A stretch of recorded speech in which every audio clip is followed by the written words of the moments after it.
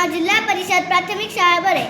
आज आम्ही इयत्ता 4थीचे विद्यार्थी सादर करीत आहोत आपले शरीर धडा पाठ. मी आहे बाह्येंद्रिय. आपल्या डोळ्यांना दिसणाऱ्या इंद्रियांना बाह्येंद्रिय असे म्हणतात. डोळे, नाक, कान, पाय, हात इत्यादी. मी आहे कर्मेंद्रिय.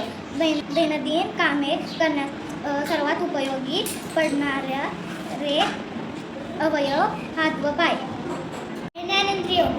ज्या इंद्रियांच्या मदतीने आपल्याला आजूबाजूच्या परिस्थितीत जाणीव होते अशा इंद्रियांना ज्ञानेंद्रिय असे म्हणतात. डोळे, कान, नाक, जीभ, त्वचा ही आपली ज्ञानेंद्रिय आहेत. मी आहे आंतरेंद्रिय.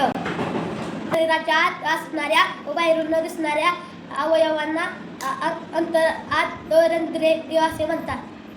मी आहे मेंदू. मेंदू आपल्या डोक्यातील कवटीमध्ये असतो. कवटीमुळे मेंदूला संरक्षण मिळते. ज्या ज्ञानेंद्रियांकडून मिळालेली माहिती मेंदू आपल्या डोक्यात साठवतो. त्या माहितीचा वेळोवेळी उपयोग केला जातो. राग, आनंद, दुःख या भावनांना जाणीव करून मेंदू देतो. मी आहे हृदय. हृदय आपल्या छातीच्या किंचित डाव्या बाजूला असते. ते आपल्या हाताच्या गंधमुठी एवढे असते. ते आपल्याला रक्त शुद्ध करून रक्तवाहिन्यांमध्ये पोहोचवते. मी आहे फुफ्फुस. आपल्या शरीरामध्ये 2 फुफ्फुसे असतात. संपूर्ण शरीरात ऑक्सिजन पुरवण्याचे काम फुफ्फुसे करतात. हृदय, फुफ्फुसे यांचे काम एकमेकांवर अवलंबून असते. रक्त शुद्ध करण्यासाठी आवश्यक ऑक्सिजन पुरवले जाते. मी आहे जठर.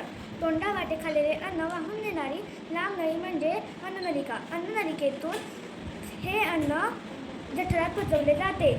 जठर हे पिशवीसारखे आंतरेंद्रिय असून जठरात अन्न घुसळले जाते. मी आहे लहान आतडे. जठराला जोडलेली एक लांब नळी असते. त्याला लहान आतडे म्हणतात. यामध्ये अन्नाचे पचन पूर्ण होऊन अन्नातील पाणी व पोषक तत्व शोषली जातात. मी आहे मोठे आतडे. मोठे आतडे हे लहान आतड्याला जोडलेली रुंद नळी असते. धन्यवाद. ही झाली शरीराची आणि अवयवांची माहिती. धन्यवाद. थँक्यू.